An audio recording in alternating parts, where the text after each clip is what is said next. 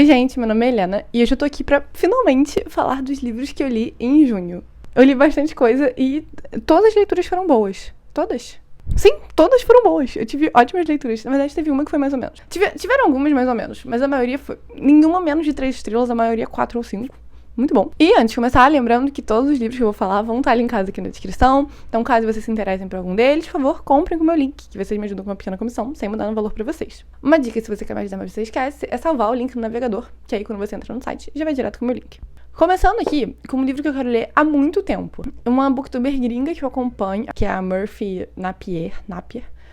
Ela leu esse livro e amou, ficou nos favoritos da vida dela. Falou que queria ler pros filhos, pra sempre. E aí foi trazido pro Brasil, eu descobri só depois até. E uma amiga minha comprou e me emprestou. Eu li de uma vez, porque é bem curtinho. Que é O Menino, a Toupeira, a Raposa e o Cavalo, do Charles Mackay. Esse livro aqui, eu vou mostrar como é que é por dentro, né? Ele tem basicamente uma ilustração e um textinho. E é isso, pra sempre. Por exemplo, isso é uma coisa, não é uma história contínua. É mais ou menos, mas não muito. E a gente vê aqui, uma das nossas maiores liberdades é escolher como reagimos às coisas. Caramba. E eu gostei das ilustrações. E eu gostei do jeito que foi feito, né? É uma coisa meio nanquim, com talvez aquarela. É bem bonito. Mas é isso. Eu acho que tem algumas coisas legais, mas é meio frases de Instagram. Tem um fundo bonitinho e uma frase inspiradora. E eu sinto que essa é a essência. E assim, frases do Instagram vêm de algum lugar, vêm de um bom lugar. Mas fazer nada com os amigos nunca é fazer nada, não é? Perguntou o menino. Não, respondeu a toupeira. É verdade? É, se a gente não tá fazendo nada com os nossos amigos, a gente não tá fazendo nada, a gente tá passando tempo com eles, o que é legal. E é isso. Sabe, eu senti que faltou um pouco de profundidade. Eu, sinceramente, gostei de algumas coisas específicas, mas eu não tô lembrando de nenhuma agora, porque eu não marquei, porque o livro não é meu. Mas é isso, é um livro bonitinho pra se ter. Eu acho que a Murphy estava certa de ler para os filhos, e eu sinto que é uma vibe um pouco Pequeno Príncipe, da gente ter. Tu te tornas eternamente, como é que é? Responsável por aquilo que cativas. Cara, eu não sei nenhuma citação, e eu sei essa. Só que Pequeno Príncipe tem uma história, sabe? Esse aqui também tem uma história, mas é diferente. Eu acho que seria um bom livro para crianças e para adultos. Para adultos. Mas saibam que tem um pouco essa vibe. É meio millennial. Mas é bonitinho. E a edição é bonita, aqui é em tecido. Talvez valha, tem em casa. Não sei. O próximo livro que eu li, eu falei recentemente na tag de 50%. Inclusive, eu falei de vários livros aqui na tag de 50%. Então, vocês vão saber, né? Mas, enfim, eu li recentemente. Óbvio que eu li recentemente. Li do junho, né?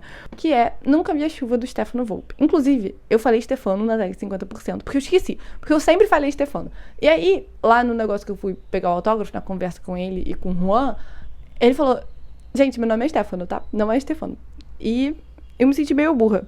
E eu sabia. E eu falei errado mesmo assim no último vídeo. Então aí, Stefano Volpe. Mas beleza. Nesse livro aqui, com essa capa irada. Então, a gente segue 2 protagonistas, mas na verdade da perspectiva de um só, que é esse aqui. Esse querido, ele é negro e adotado. E ele mora em Portugal. E ele é um adolescente meio perturbado. Ele tem problemas com a família. E ele tem problemas com ele mesmo. Ele se sente muito perdido. Se eu não me engano, ele tem uns 18 ou 19 anos. E aí ele conhece online. Nossa, faz tanto tempo que eu livro esse livro. Ele conhece online um garoto que é igual a ele. Exatamente igual. Exatamente igual. E eles descobrem que eles são o quê? Isso mesmo, gêmeos. Só que esse outro garoto é cego. Eu vou lembrar o nome de cada um. Tá, o protagonista que mora em Portugal é Lucas. E o outro menino que mora no Brasil é Rafael. Beleza. Aí o Lucas, pra fugir de tudo, ele fala pra família: estou indo pro Brasil, tchau! E vai visitar o Rafael. E ele mora bem no interior. E aí a gente vai vendo o Lucas interagindo com a família dele. E é bem assim, é found family, né? Família encontrada. Que é uma família bem simples, do interior. É uma família grande. E é bem diferente da família dele, que é rica e só tem a mãe e o pai. E a gente vai vendo esse amor de irmão, que eu gosto tanto, com a família ali no meio, e o Lucas se percebendo como ele tava mal em Portugal, e por que ele tava mal, e tendo consciência disso. O livro fala bastante de saúde mental. Eu gostei muito da relação dos irmãos. O Lucas é um adolescente meio revoltado, assim, mas não é nem compreensivamente, mas é difícil ser adolescente, eu sinto. E eu gostei bastante da forma que ele lidou com a saúde mental dele. Mas é isso, eu achei muito interessante ver como é que esses dois irmãos, de crescimentos, né, tão diferentes se relacionam. Que família é quem cuida, que família é quem cria, mas também você pode ter uma conexão com uma pessoa ali. E foi muito interessante ver o Lucas se encontrando nesse lugar do Rafael. E que, assim, o Rafael é uma pessoa. Por quê? O Rafael, por ser cego, eu acho que no início, não o Lucas, mas passou um pouco essa sensação pro leitor dele ser um anjo, assim. O Lucas, como eu disse, um adolescente revoltado. O Rafael não. O Rafael é uma pessoa querida. Eu fui ver as resenhas depois e todo mundo, nossa, porque o Rafael é perfeito. O Rafael é um anjo da terra. O Rafael não sei o quê. E será que isso não é um pouco uma romantização e fica, ai, um anjinho, ai, porque ele é cego, sabe? E aí a gente vê que ele não é um anjinho. Assim, não que ele seja do mal. Ele é bem legal, ele é bem um anjinho mesmo. Ele é um anjinho. Mas ele também tem problemas, ele tem uma pessoa, ele também tem sentimentos e pensamentos complexos, enfim. Como qualquer pessoa, né? Não tô falando como se fosse uma coisa extraordinária. Mas eu sinto que isso foi bem mostrado no livro, né? Pra não ficar com aquela síndrome de Poliana. Pra quem não sabe, isso é uma referência ao livro Poliana, que é uma garota que só acontece desgraça com ela e ela continua a flor do campo. É isso, síndrome de Poliana. Mas é isso, gostei bastante. Quero muito ler mais coisas do Stefano. Eu quero ler Homens Pretos Não Choram e O Beijo do Rio, que todo mundo ama. Inclusive, tentei comprar nesse dia, só que estava esgotado, os dois, na livraria. Não tinha, na travessa. O próximo livro que eu li, eu não acredito que eu não falei dele com vocês, porque na minha cabeça eu já falei muito dele. Mas é porque eu li ele em vlog, né? E o livro é A Far Wilder Magic, da Alison Saft. Primeiro, lindo, belíssimo. Segunda história, né? Eu comprei esse livro aqui porque a Cindy, do With Cindy, falou sobre ele há um tempo. Acho que talvez mais de um ano. E eu não sei porque ele ficou na minha cabeça. Então, eu acho que eu coloquei ele na minha lista de desejos da Amazon. E ficou na promoção, nessa promoção de importados, acho que foi uns R$40. E eu resolvi comprar, assim, de maluca. Essa história tem um fundo fantástico. Mas para mim, é uma história de romance, tá? É um romance. A gente segue a Margaret. E ela mora numa mansão. E a mãe dela é alquimista. Ela mora numa cidade pequena. E a mãe dela tá viajando há meses. E ela nunca viajou por tanto tempo. E a Margaret tá meio sozinha ali. Não sabe se a mãe dela vai voltar. E ela tem seus 18, 19 anos. E também seguimos o Wes. Que ele mora numa cidade maior, assim, mais central. E ele é aprendiz de alquimista. Só que... E ele tem, eu sinto que uma dislexia. E um déficit de atenção, assim. Ele tem dificuldade com leitura. E por causa disso, ele não consegue manter uma aprendizagem. Tipo, ele não consegue ser aprendiz de ninguém. Ele foi expulso de todos. E a última oportunidade dele é a mãe da Margaret. Então ele chega, assim, nessa cidadezinha pra ser aprendiz dela. E a Margaret fica, meu filho, vai embora, minha mãe não está aqui. E aí ele volta no dia seguinte, oi. E ela fica, cara, vai embora, minha mãe não está aqui. Mas o que acontece, né? Ele quer muito ser um alquimista pra ajudar a família dele, que ele tem muitas irmãs, o pai faleceu, então ela está numa situação financeira difícil. E a Margaret quer que a mãe dela volte. Ela tem uma relação muito tóxica com a mãe, mas ela quer que a mãe volte. E agora vai ter uma caçada, que é uma raposa, eu acho que é uma raposa. É uma raposa mágica, que ela tem meio que o espírito do primeiro ser da terra, não sei o quê. E sempre tem essa caçada, e tiveram vários animais desses, só que agora só tem a raposa. E tem essa caçada toda vez que o bicho aparece, caçada. E aí dessa vez vai ser na cidade da Margaret. E a mãe dela tá meio que querendo usar essa essência da vida que está nesse animal. Então a Margaret fica, se eu ganhar a caçada e matar o bicho e dar a essência pra minha mãe, ela não vai mais precisar viajar e vai poder ficar aqui comigo. A mãe dela tem muitos problemas, e ela tem problemas, inclusive, por uma tragédia que aconteceu na vida delas. Mas isso deixou ela uma mãe muito negligente e amargurada, e, enfim, uma não boa mãe. Então a Margaret chega pro Wes e fala, querido, tenho uma proposta pra você. Se você entrar na caçada comigo, porque precisa de o quê? De um caçador e de um alquimista. Então se você for meu alquimista pra caçada, você pode ficar aqui, na casa comigo, até minha mãe voltar. E aí, assim, ela vai deixar você ser aprendiz dela. E ele fala, beleza, trato feito. Eu adoro esse trato feito, gente, vocês já viram, é muito bom. Então, esses dois personagens no início não se gostam, não estão muito felizes ali. A Margaret é muito taciturna, é muito na dela, assim. E o Wes é um galanteador, basicamente. Ele flerta com todo mundo, blá blá blá. Ele usa essa máscara, né, pra seguir a vida. E ele não consegue muito viver sem ela. Mas eles vão derrubando as barreiras um do outro, enquanto as semanas estão levando para essa caçada. Aí tem vários desafios antes da caçada, pra dar pontuações, não sei o quê. Enfim, a crítica principal que eu vi nesse livro é que focou um pouco na caçada. A caçada acontece no final, tipo, sei lá, isso aqui deve ser a caçada. E acaba muito rápido. E eu concordo que a caçada podia ter demorado mais para acontecer. Mas eu mantenho o que eu digo, que é um livro de romance, que por acaso tem fantasia e aventura ali atrás. E é só um pano de fundo para desenvolver o romance. Não só o romance, né, mas como qualquer bom livro de romance, as questões individuais de cada protagonista, de cada interesse amoroso. Tem as perspectivas dos dois, é perspectiva alternada. E assim, não foca tanto na caçada em si, mas tem esses desafios, essas etapas, tem treinamentos, enfim. Eu realmente acho que podia ter mais desenvolvimento, mas eu tô feliz do jeito que tá. É uma ótima representação de relacionamento tóxico com os pais, da Margaret com a mãe, e de uma família boa, que é o Wes com as irmãs e com a mãe. E o livro também fala muito sobre preconceito religioso. A Margaret é de uma religião que não é aceita pelas pessoas, e o Wes também é de uma outra religião que não é a principal. Eu vi que é uma referência a catolicismo irlandês, o do Wes, e o da Margaret eu não lembro. E as pessoas falaram também que parece uma fanfic de Fullmetal Alchemist, que é aquele anime que também tem um mangá, que eu quero muito assistir, porque todo mundo fala que o sistema de magia é incrível. O sistema de magia aqui não é muito desenvolvido, mas falaram que parece a fanfic dos dois protagonistas. Eu sinto que os dois protagonistas são os irmãos, né? Mas enfim, não sei muito sobre. Me falaram no último vídeo que eu falei isso pra eu ler o mangá, que também é muito bom, tem 34 edições. Então, talvez eu faça isso. Mas enfim, eu amei, eu favoritei esse livro, eu achei muito bom o desenvolvimento, eu amei os personagens, e foi uma grande surpresa. Não foi surpresa, né? Porque eu comprei achando que ia ser bom. Mas eu não imaginei que eu fosse amar tanto assim, eu recomendo bastante. O próximo livro que eu li foi uma ficção, que por muito tempo eu achei que fosse uma não ficção, que é Sobre a Terra Somos Belos por um Instante, do Ocean Vuong. Esse livro aqui tá sendo escrito pelo protagonista pra mãe dele, que não sabe ler. E assim, a mãe do protagonista é vietnamita, e a avó também é vietnamita, e ele é americano, mas ele tem toda essa bagagem do Vietnã. Tem capítulos que são como se fosse o ponto de vista da avó, tem capítulos que é mais ou menos o ponto de vista da mãe, delas ainda no Vietnã, e temos capítulos do presente acompanhando o protagonista crescer, e ele conversando com a mãe dele, e ele também é gay, então a gente acompanha ele se descobrindo, e ele também morava num bairro não muito bom, ele era muito dominado pelas drogas, então tinham muitas pessoas do ciclo dele morrendo de overdose e outras coisas assim, realmente atacados pela droga. O livro é basicamente isso, eu sinto que ele é menos uma história corrida e mais uma coleção de redações, assim, de textos. Eu falei no vlog, eu vou deixar o vlog aqui linkado, né? Eu tô falando do vlog, eu li esse, A Far Wilder Magic e mais um. Eu falei no vlog que quando eu li esse livro eu gostava muito, quando eu tava atualmente lendo, mas quando eu ia fazer outras coisas, eu esquecia da história. Então, quando eu pegava, eu sempre tinha que reler algumas páginas, porque eu esqueci o que estava acontecendo. E alguém comentou no meu vídeo que estava acontecendo exatamente isso com a pessoa. Então, assim, experiência universal, talvez? Mentira, talvez não. Mas o que eu descobri? O Ocean Vuong, ele é poeta.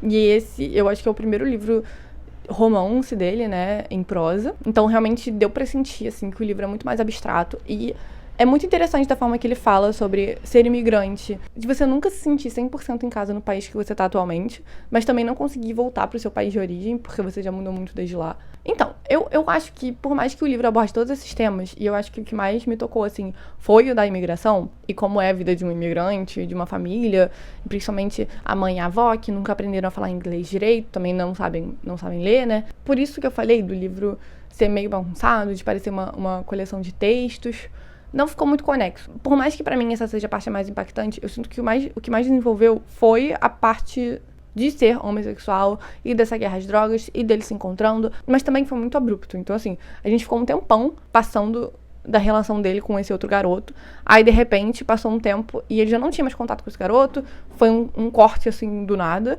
e eu acho que seria interessante, sei lá, ver como o protagonista se relaciona com a universidade, porque ele foi pra faculdade, e de vez em quando ele toca nos pontos de como é ser escritor, e eu sempre acho isso interessante. Faltou talvez uma edição aqui, sinceramente.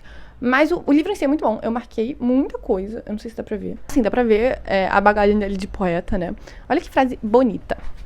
E, de novo, né, sobre a relação dele com o garoto, porque isso pra mim foi o foco do livro. O livro inteiro é dirigido pra mãe, né, mas, de novo, ele fala muito mais sobre essa relação com esse garoto em específico. Você já se sentiu sendo colorida quando um garoto encontrou você com a boca?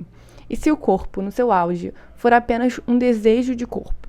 O sangue correndo para o coração só para ser mandado de volta, enchendo as trajetórias, os canais antes vazios, os quilômetros necessários para nos levar um ao outro. Porque eu me sentia mais eu mesmo quando estendia minha mão na direção dele, a mão no meio do ar, do que quando eu tocava. Tô perguntando isso pra mãe, também tem coisa de... Tinha cores, mãe. Sim, tinha cores que eu sentia quando estava com ele. Não palavras, mas sombras, penumbras. Todo o livro é muito bonito, eu marquei muita coisa. E ele é bem imersivo, mas eu sinto que ele não fica tanto com você, pelo menos não ficou comigo, e faltou uma edição. Mas eu recomendo, é bom. Tudo que eu vou falar aqui eu meio que recomendo. Eu sinto que eu não recomendo tanto O Menino, Toupeira, a Raposa e o Cavalo, mas de resto, podem ler. Mudei de ideia, talvez esse aqui eu não recomende. Eu vou falar de Meu Ano de Descanso e Relaxamento, da Otessa Moshfegh. Falei Moshfegh é engraçado, né? Moshfegh. Eu também li no vlog. Eu acho que ele é bem famoso, assim, por aí. A protagonista tá deprimida.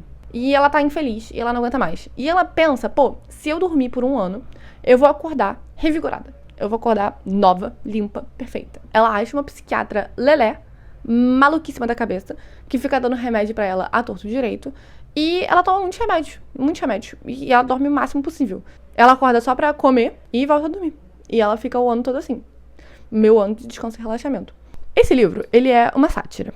A protagonista, obviamente, é rica, porque senão ela não ia conseguir dormir por um ano sem trabalhar, né? E ela é uma rica meio insuportável. Ela é uma personagem desgostável.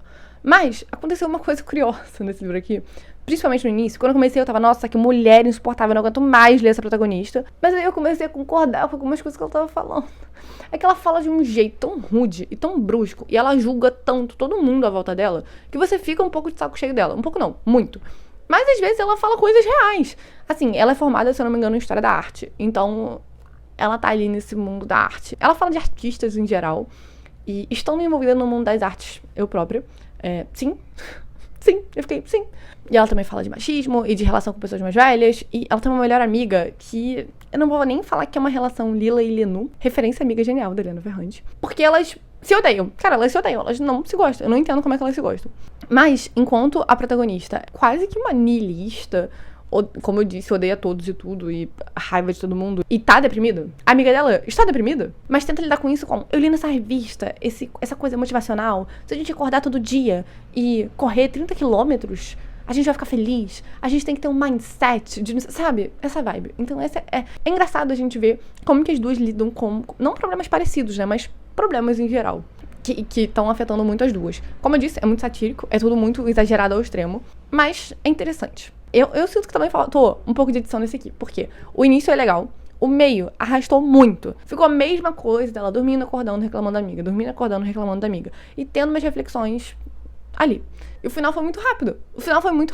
Basicamente, até, sei lá, 70% do livro passaram 6 meses, e os outros 6 meses passaram nos últimos 30, e eu não gostei do final. Na verdade, eu gostei. Só que foi muito rápido ela chegar nessa conclusão. Não fez sentido com todo o desenvolvimento do livro. Parece que a personagem não evoluiu nada no livro inteiro. E aí evoluiu tudo nos últimos 20, 30%. Então não foi natural. Não foi crível pra mim. Mas é isso. Eu gostei. Eu também li num momento meio ruim da minha vida. Porque eu tava lendo, eu não acho uma péssima ideia dormir por um ano. Eu não acho que ela esteja errada. Mas então é isso. Eu sinto que eu pessoalmente, Helena Sanches, não li num momento muito bom pra minha cabecinha. Esse livro aqui eu acho que as pessoas ou adoram porque ficam sim, ou odeiam. E elas odeiam porque a protagonista é insuportável e julga todos a todo tempo. Mas o livro é satírico. O que ela fala muitas vezes é verdade. Ela só fala de um jeito malvado. E ela não consegue ver os próprios problemas dela. Ela não fica... Nossa, que doideira dormir por um ano. Ela fica, não, eu tomei uma decisão, porque eu vou dormir por um ano. Eu não sou viciada em remédio, porque assim que passar um ano, eu vou acordar e parar de tomar remédio. Um dos problemas principais dela, eu acho que é o luto com os pais. E de vez em quando a gente fica vendo, né, a relação dela com a mãe, a relação dela com os pais. Os dois estão mortos totalmente, ela é órfã. E ela fica, eu literalmente não ligo pra isso. Não ligo que meus pais morreram. Sendo que ela claramente liga, sabe? Ela não... Parece que ela pensa muito, mas ao mesmo tempo, a gente lendo o livro, a gente vê que ela pensa pouco. Então é isso. Eu acho que você tem que ler com um olhar um pouco mais crítico e tentar buscar não o que a protagonista tá falando, mas o que ela tá querendo dizer, o que ela tá querendo esconder da gente. Eu acho que é uma narradora não confiável. É um bom livro, mas gatilhos, no geral. O próximo livro que eu li, eu amei. Eu amei. Quem me recomendou foi o Lucas Barros. E eu escutei no Scribd, também audiolivro eu não tenho físico, infelizmente. Não tem no Brasil, infelizmente. Eu também falei... Cara, eu falei de tudo isso na tag dos 50%, eu acho. O livro é Everyone in This Room Will Someday Be Dead. Acho que é Emily alguma coisa o nome dela. Vocês vão ler aqui. Sobre o que é esse livro? É sobre uma querida que tem ansiedade. É sobre isso. A querida que tem ansiedade. A protagonista, que eu obviamente não sei o nome, atualmente está desempregada. Ela tem muita ansiedade pra fazer todas as coisas. Ela de vez em quando tem umas coisas que é meio crise de pânico. Aí ela vai correndo na emergência. O pessoal da emergência já sabe. Oi, querida, tudo bem? Como é que tá? Todo mundo já conhece ela. O zelador já conhece ela. Só que assim, ela pede um encaminhamento pra um psiquiatra. É difícil, né? Eu acho que ela vai num sistema de saúde público, então o livro provavelmente não se passa nos Estados Unidos. É difícil você conseguir um encaminhamento pra um psiquiatra, demora alguns meses. E ela não foi pro psiquiatra ainda, ela não tá medicada. Então, ela é uma adulta, vou falar em torno de 25, talvez mais perto de 30. E ela tá desempregada e ela não sabe muito bem viver, sabe? Ela pensa muito sobre as coisas. Uma coisa que eu penso muito é que ela foi comprar um café. Aí o cara falou, beleza, querida, senta ali e espera. E ela ficou, sentar? Por que ele me mandou sentar? Se o café ficar pronto tão rápido, por que eu tenho que sentar nesse lugar? Eu só ia comprar o café e ir embora. Ela ficou, minha filha, só senta. Não pensa por que ele mandou sentar, só senta. É um pouco assim que é estar na cabeça dela. Eu acho assim um bom exemplo. Mas, o que acontece no geral no livro, né? Ela pega um panfleto que fala assim, você tá com ansiedade? Vem aqui nessa terapia. Aí ela chega na terapia e é uma igreja. E ela fica, óbvio que é uma igreja. Como é que eu não pensei que era uma igreja? E aí o padre tá na porta e ele fica, você veio pra entrevista de emprego? Aí ela fica, aham. E aí ela vai. E é simplesmente pra ser secretária da igreja. Só que ela é ateia e lésbica. Então, assim, ela tem que esconder, né, da igreja. E ela fica assim, sou uma pequena jovem cristã, trabalhando nessa igreja. Então ela tá mentindo pro pessoal da igreja. E aí ela tá mentindo pra família, não falou pra família que tá trabalhando na igreja. E ela tá saindo com a mulher também, não falou pra essa mulher que ela tá trabalhando na igreja. E várias coisas começam a acontecer, e assim, ela toma umas decisões muito burras, que eu sinto que é um pouco decisão de pessoa que tem ansiedade social. Mas é porque, por exemplo, na igreja, um cara chama ela pra sair. E ela fica, se eu falar que não, ele vai achar que eu sou lésbica. Como que esse é o primeiro pensamento? Mas tudo bem. Ela fica, beleza, eu tenho que sair com esse varão. Mas além dele ser homem, ele é insuportável. Ela não fala pra namorada dela isso. E fica saindo com o cara. Fica, ai, eu vou ter que sair com ele mais uma vez. Sendo que ela literalmente odeia ele. Meu filho, só fala não. E aí ela fica, não, porque senão eles vão descobrir que eu sou lésbica e até vão me demitir. E eu preciso desse emprego. Enfim, é muito divertido. É tragicômico, sabe? É divertido de um jeito, coitada. A família dela também tem problemas. O irmão mais novo dela, que tem 20 e pouquinhos anos, tá basicamente alcoólatra. E a família nega muito esses problemas. E ela vai, basicamente, acumulando mentiras num nível que você sabe que vai explodir. Você sabe que vai dar ruim em algum momento, sabe? Olá, eu fiquei sem espaço no celular. Então eu tive que apagar coisas. E o dados do sistema, que é meio que o que ele usa pra funcionar, tava com quase 30 GB. Porque eu não sei, normalmente é menos de 10. Aí eu só tenho que deixar ele um tempinho quieto, pra ele ficar normal de novo. Enfim, eu meio que esqueci o que eu tava falando. Eu vou tentar continuar. A gente tá vendo essa personagem mentindo pra todo mundo na vida dela. E a gente sabe que vai dar errado. A gente sabe. A gente só tá esperando explodir. Mas apesar de ser uma jornada angustiante e que dá bastante ansiedade, é divertida. Ela é uma boa protagonista. E a gente se sente um pouco por ela, mas eu me identifico. Eu tô falando que ela é maluca, mas eu me identifiquei com ela, sabe? Eu achei um bom livro. E tem uma coisa que ela fez que eu acho que eu não considero o problema principal, mas acaba escalando bastante no livro. Que ela foi trabalhar nessa igreja porque a senhorinha que trabalhava lá antes morreu. E aí ela abre o e-mail da senhorinha pra ver se tem algum e-mail pra igreja. E ela vê que tem uma amiga mandando: oi, amiga, quanto tempo? Por que você não me responde? Oi, amiga, espero que você esteja bem, mesmo sem falar comigo. E ela ficou, pô, essa outra senhorinha vai ficar muito triste de saber que a amiga senhorinha dela, secretária da igreja, morreu. Então, o que eu vou fazer? Vou responder como se eu fosse a senhorinha, como se ela estivesse viva. E aí ela fica fazendo isso. Assim, eu sinto que eu faria isso também. Eu não sei. É um pouco caótico, mas eu vivo um pouco pelo caos. Então é isso, eu amei. Ficou um dos meus favoritos também. Eu recomendo muito. Tem disponível no Scribd também. Por favor, alguma editora traga ele pro Brasil. Ele em inglês tá muito caro. Eu queria comprar o paperback, né, que é esse molinho. E tá mais de R$300 na Amazon. Eu não sei. Se alguém aí tiver e não quiser mais, me vende, por favor. Me manda na DM.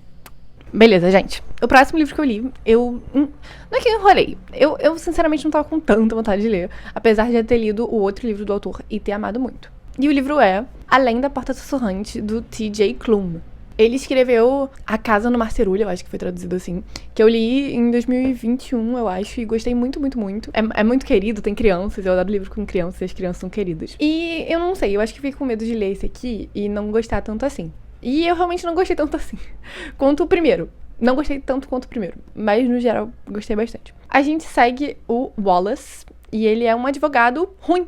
Ele é uma pessoa ruim, uma pessoa que não tem um bom coração, simplesmente. E aí ele morre. E aí ele vira um fantasma. E aparece uma querida, eu não lembro o nome de ninguém. Aparece a May e ela fala: olha só, eu sou uma ceifadora e tô aqui pra te levar pra conhecer o barqueiro. Porque o barqueiro vai te ajudar a te levar pro próximo lugar. Porque a morte não é o fim, é só uma passagem.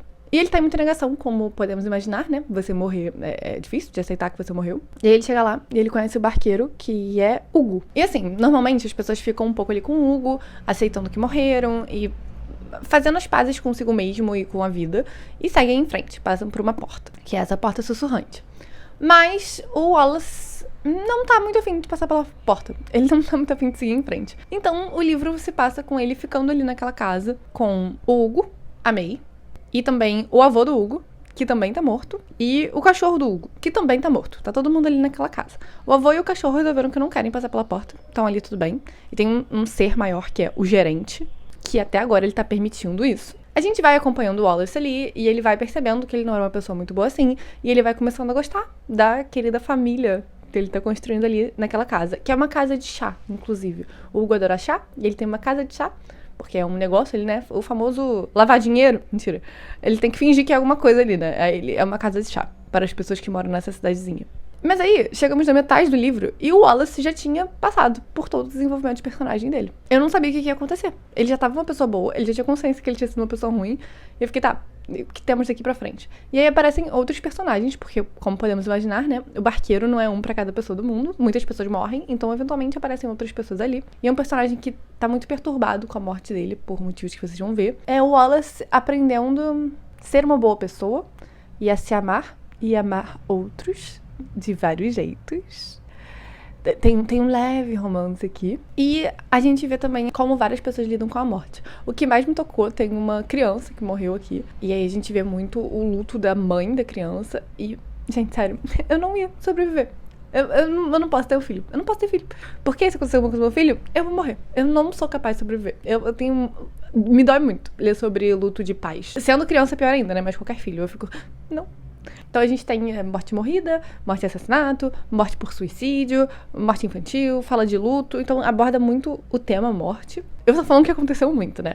Mas a gente foca mais no Wallace, que é morte morrida, nessa mulher do luto, e um pouco no suicídio e um pouco no assassinato. Mas eu queria que tivesse desenvolvido um pouco mais, sabe? Eu sei que o protagonista é o Wallace, mas como eu disse, no meio do livro, ele já tava com o desenvolvimento dele ali, bom, feliz. Então eu acho que a gente podia partir para outras coisas. O que foi o que TJ Klune fez, mas, sabe, eu acho que seria interessante... Não sei, tem uma série desses livros. E aí a gente acompanha essa casa de chá, quando as pessoas vão ali, chegando e conversando.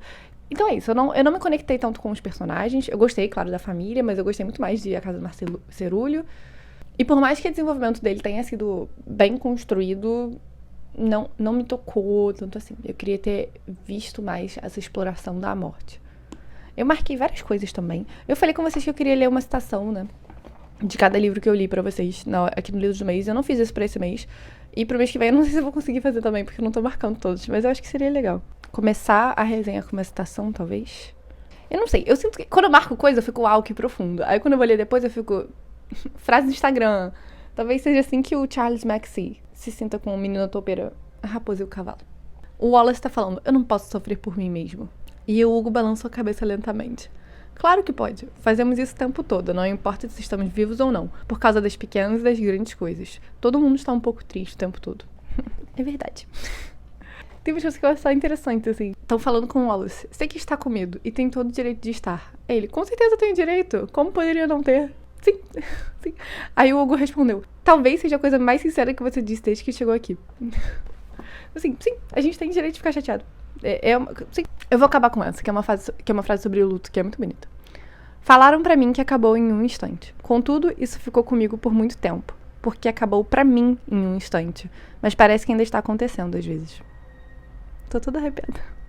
Luta é muito difícil, né? Recomendo, gente. TJ Klune é muito bom. Eu recomendo mais A Casa do Marcerulho, mas além da Porta Sussurrante também é bem bacana. E se você quer um livro que fale sobre o luto, eu recomendo esse. Último livro. O último livro que eu li esse mês. Que eu não vou poder falar muito sobre, porque é o segundo livro de uma série. Então, também falei na tag de 50%. O Reino de Cobre, da S.A. Chakraborty. Esse é o segundo livro na Cidade de Bronze. E se passa 5 anos depois dos acontecimentos da Cidade de Bronze. A gente tem 3 pontos de vista. A Nari, que foi a protagonista principal, assim, de Cidade de Bronze. O Ali, que também foi um protagonista. E o Dara, que ele foi importante, mas eu não lembro se ele tinha um ponto de vista nesse primeiro livro. O que acontece, né? Resumindo, assim, a sinopse do primeiro. A Nari é uma humana que, sem querer, invoca um Jinn, que é como se fosse um gênio, assim, da lâmpada, que é o Dara. E ele fala, pô, você aparentemente é uma... Esqueci o nome. Uma Jinn também, uma meio Jinn. E ele leva ela pra Devabad, que é a cidade onde os Jeans vivem. E aí lá vivem tanto os Jeans quanto os meio-Jeans, que são filhos de Jeans com humanos. Aí a Nahri chega lá e ela é a única descendente viva de uma dinastia, assim. É como se fosse clãs. Tem famílias, sabe? E aí a família dela foi completamente assassinada, só tinham 2 pessoas vivas, os 2 morreram, e agora só tem ela, que é uma família de curandeiros. E aí ela fica lá por maquinações políticas. O Ali é um príncipe, mas ele é considerado extremista. A família dele, que é a realeza da cidade, não gosta dos Deva. Porque assim, tem Jin, todo mundo é Jin. Mas alguns se chamam de Deva. É que nem Bi e Pan, sabe? E assim, a família real e outras pessoas não gostam dos Deva por motivos políticos e históricos e tal. E aí o Dara é Deva, mas o Ali acha que os Deva têm que ter direitos. Ele fica, pô, as pessoas têm que... todo mundo tem que ter direitos. Eu acho que não podemos discriminar. Eu acho que todo mundo tem que ter direitos. Isso é muito radical pra eles. Aí o Ali é considerado extremista. E aí acontecem as coisas lá do primeiro livro, blá blá blá.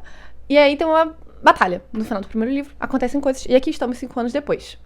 O Ali não está mais em Devabad, ele está em outro lugar, vivendo feliz na vida dele, meio camponês. E aconteceram coisas com ele no fim do primeiro livro que mudaram ele pra sempre.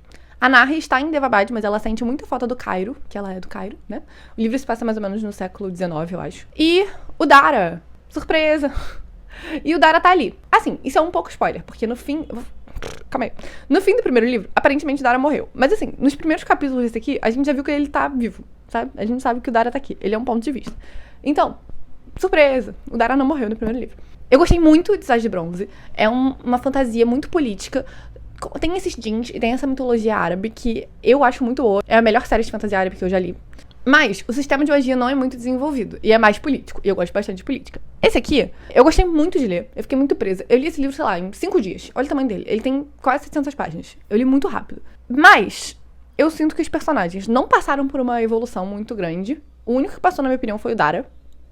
Todo mundo continua igual, do início do livro até o fim. E eu fiquei um pouco decepcionada porque eu não entendo direito como é que funciona a magia. Cada clã, cada família tem uma magia diferente. Tem gente que tem magia do fogo, tem gente que tem magia de curandeira, que nem a Nahri. O foco do livro é político e maquinações políticas e coisas que acontecem na cidade. Mas eu acho que não é desculpa pra, sabe, podia desenvolver os personagens mais. Podia desenvolver mais. E faltou um pouco pra mim. Mas a leitura ainda é muito divertida, muito boa. Eu recomendo ler essa série com certeza. Você não vai se decepcionar com o livro. Só que eu pensando, eu fiquei, senti um pouco síndrome de livro intermediário, sabe? O livro se passa em quase um ano. De 6 meses a 1 ano, eu acho. Não senti... São só coisas acontecendo. E a gente sabe que vai ter quase que uma guerra no final, uma batalha. E tá tudo combinando pra isso. Eu fiquei um pouquinho decepcionada porque eu reparei isso no sistema de magia, que eu não tinha reparado ainda.